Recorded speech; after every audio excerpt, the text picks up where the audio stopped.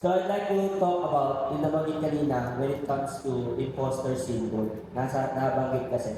Pero ito yung number one quote that I'll never forget that solves imposter syndrome.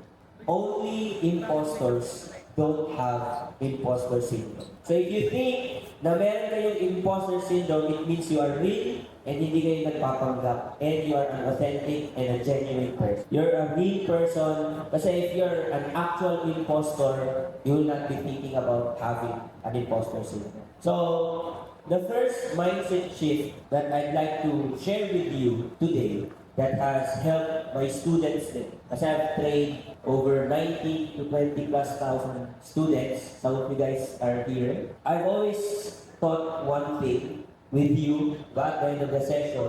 Ang sabi ko lagi sa inyo, you have to believe in yourselves. Naniniwala nga kayo sa mito na hindi nyo nakikita. Diba? Naniniwala kayo sa kung saan-saan. But you see yourselves every day in front of the mirror. So you have to believe in yourself. And what Nick said was true. At first, syempre, pangit or di marunong, di ba?